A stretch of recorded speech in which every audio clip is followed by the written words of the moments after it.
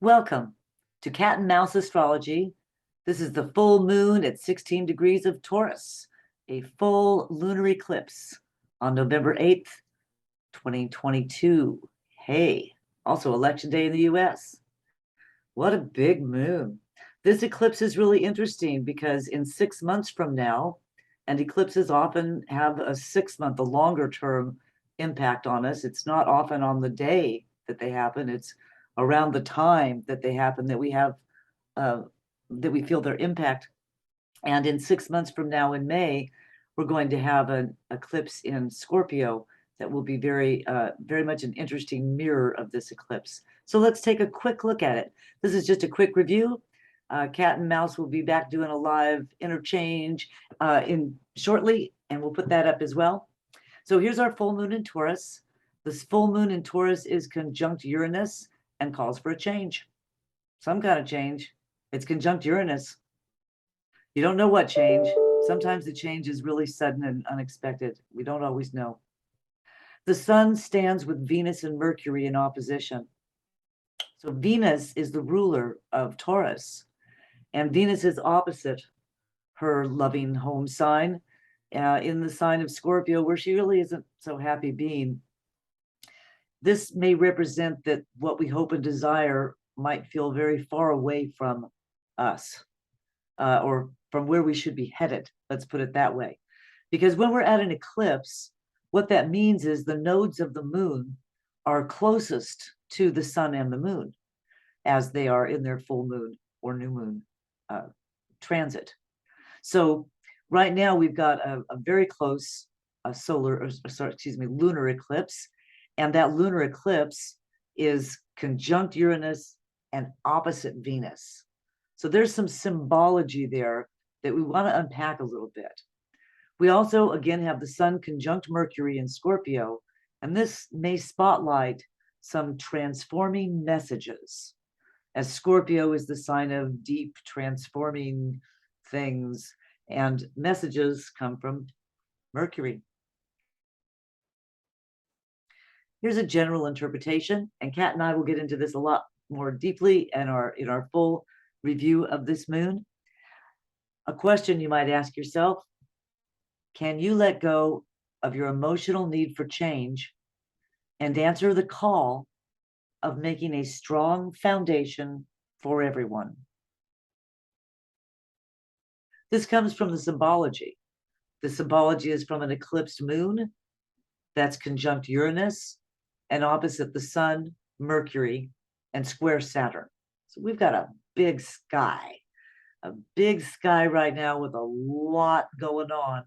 And again, this energy we're feeling is kind of like, a brewing thunderstorm. And, thunderstorms aren't always just quick and over. Sometimes they brew a while and might turn up a tornado or two, move from place A to place B. And again, a Uranus eclipse is likely to be a very changing eclipse, and the changes may occur over the next 6 months. So a revolution or a change may be obscured or temporarily dimmed or cut off. That's from the eclipse. A feeling or a need, our moon, for a maternal or material change, which is represented by Uranus and Taurus, is eclipsed. Revelatory messages illuminate a tug of war as we are pressured to make something real. So what do you want to make real? And again, this really comes back to our desires as we look at the opposition between this lunar eclipse and Venus, who sits in the opposite sign of Scorpio right now. So here's our moon, and this is you right here in the center, because of course all this is all around you, and it depends on how your chart was configured at your birth, how this will impact you. So take a look at your birth chart, and if possible, look it up with your birth time so you can really get into the details here. So we just have a regular Aries rising chart, and we can see our moon in Taurus down here at the bottom. conjunct Uranus, and of course the node. That's how we know it's an eclipse. And it's opposite the Sun, Venus, and Mercury.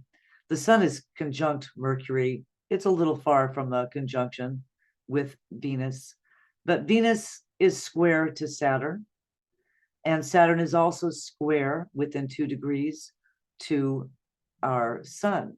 So we've got Saturn and within 3 degrees to Mercury. So we have Saturn square these planets, and we also have Saturn square Uranus within 2 degrees.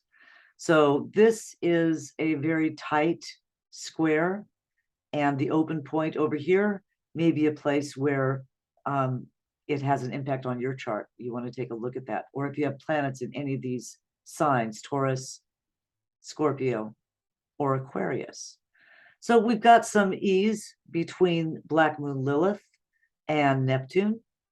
And we've got some ease between Jupiter and Mercury.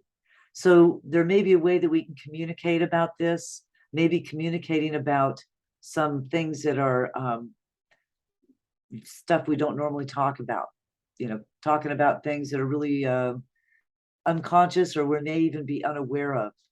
And maybe there'll be some imaginative ways or outright things made up during this time. So beware of this ease between Black Moon, who is represented by those things that we are unaware of, and Neptune, representing those things that are imaginative, sometimes deceptional or delusional, sometimes spiritual.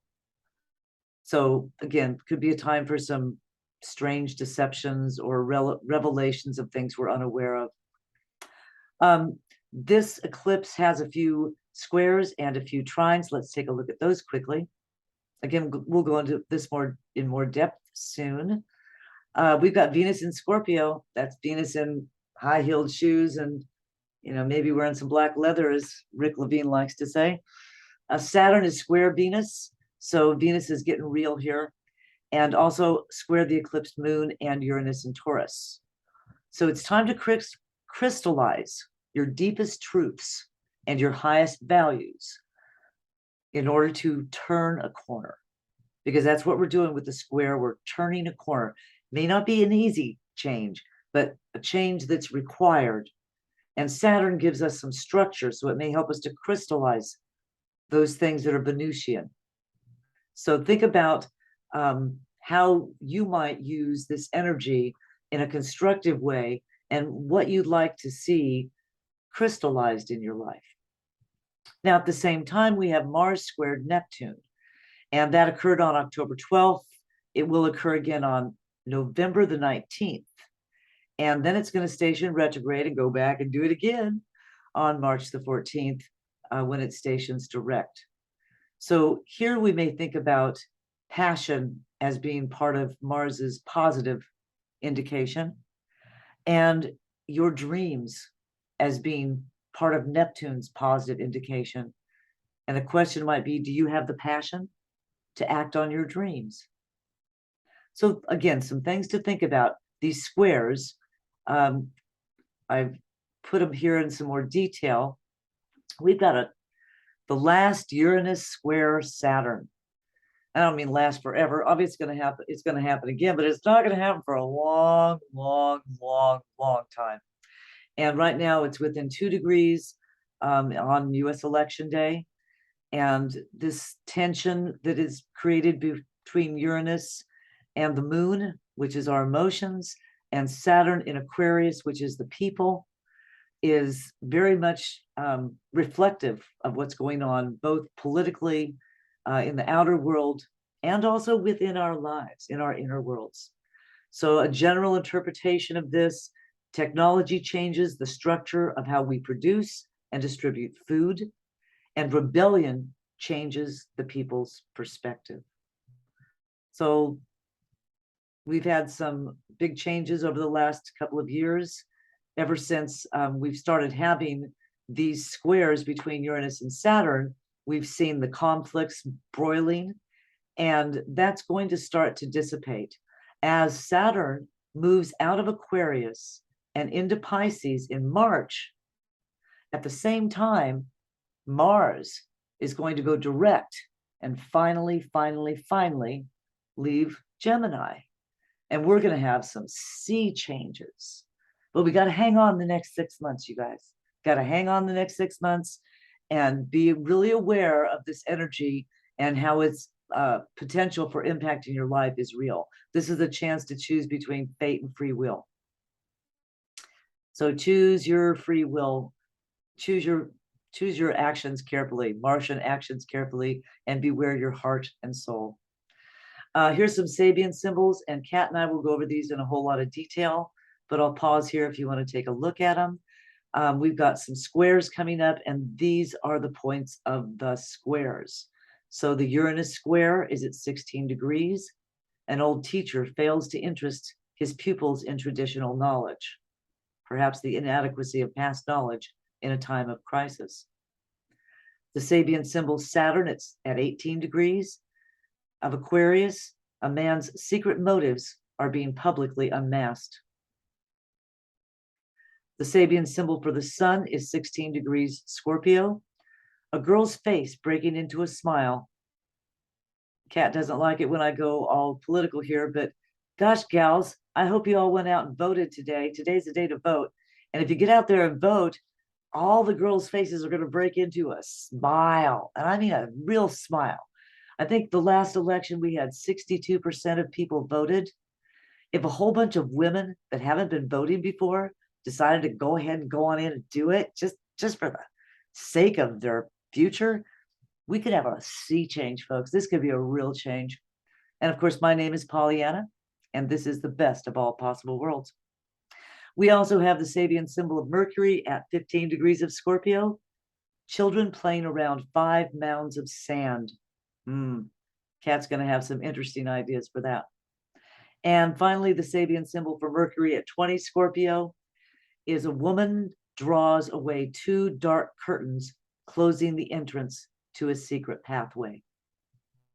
So let's go taking up a walk up that secret pathway, shall we?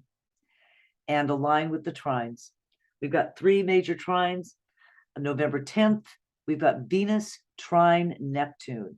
And then right away, it's going to trine Jupiter. Woohoo! That's some good times there. On November 12th, we've got Mercury trine Neptune, and then it's going to trine Jupiter.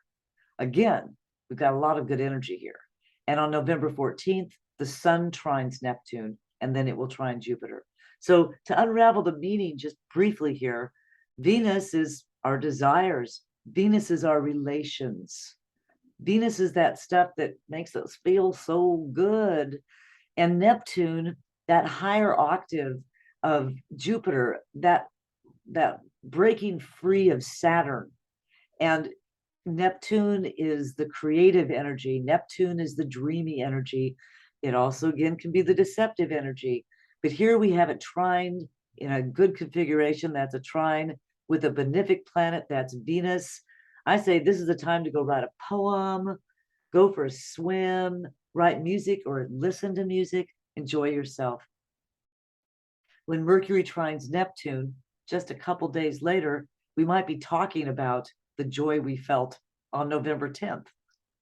Again, a good time to write a poem or express ourselves, express that Neptunian magical, dreamy energy. And since it's a trine and it's ease, it doesn't necessarily mean that it's positive. Hate to say it, Mercury can go either way. That's Mercury's job, diving between the heavens and the hell realms and coming back up to bring messages. So beware that the messages Mercury could be easily communicating could be deceptions and lies. Sorry, not everything is roses. But we next have the Sun trine Neptune, and that's going to shine some light on it. So if there is deception involved in something going on with Mercury on the 12th, the Sun's going to shine a big old light on it, and we'll get to take a look at it. Again, there's an illumination here of something that could be very transformative and is certainly going to get bigger when everything hits Jupiter. So we've got a really interesting eclipse coming up. I hope you all have a wonderful, wonderful day. Go vote.